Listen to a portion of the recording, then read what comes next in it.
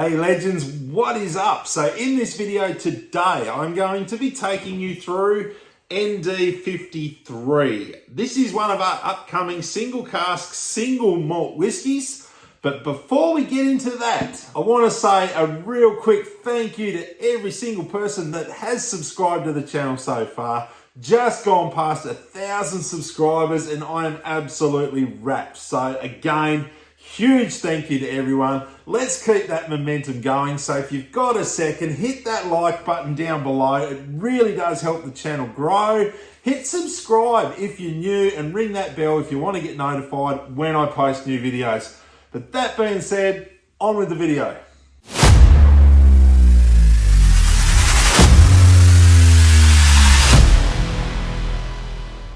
All right, so on with the tasting. About this whiskey, this is one of the little 20-litre ex-Pinot Noir barrels that we filled up just over 3 years ago. So this was cask number 53. As I said, it's a single cask bottling. What that means is the whiskey in this bottle came from one single barrel. They weren't blended and mixed together. Now, single cask bottlings naturally mean there is less bottles in that release. In this case, 43 in total.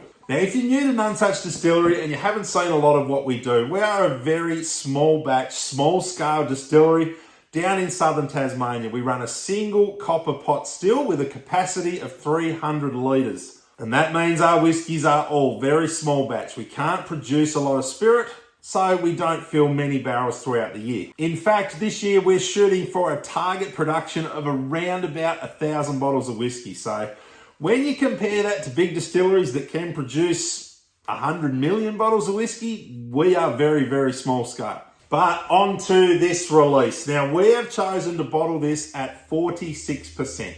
That is because this is where we think it drinks best. Now, we are not arrogant enough to assume that we know where you're going to like it best. So you always have the option to drink your whiskey the way you want to drink it to enjoy it most. Whether that is adding a bit of ice, adding a bit of water, or adding your favorite mixer, it really doesn't matter. The point of picking up one of these bottles is to enjoy it. And that's what we want to get back from you guys. When you're posting your feedback and leaving your comments, we want to hear that you've enjoyed it. There is no point drinking it in the way you are told if that's not the way you enjoy it. So let's get a bit of this whiskey in the glass and see what's going on. Now, the first thing you're going to notice is that beautiful amber colour. These Pinot barrels really do give the whiskey that beautiful dark tint.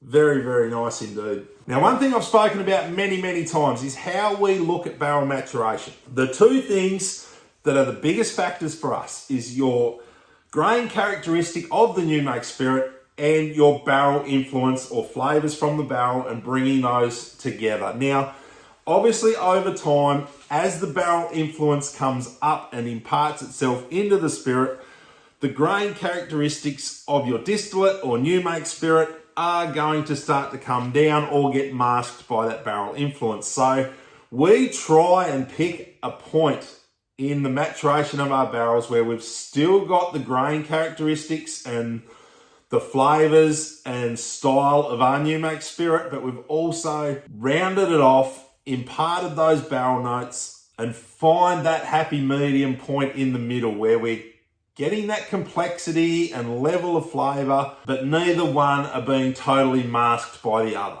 Now, as far as the whiskey, on the nose, a very, very fruity whiskey. You've got a lot of that dry, dark fruit, a lot of apple, a lot of plum.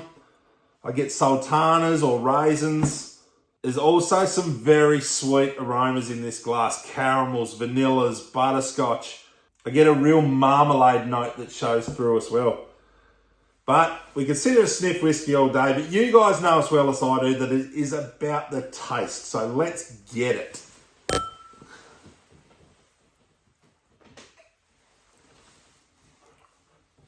Now this one comes in with a pop. Those flavours do hit very hard.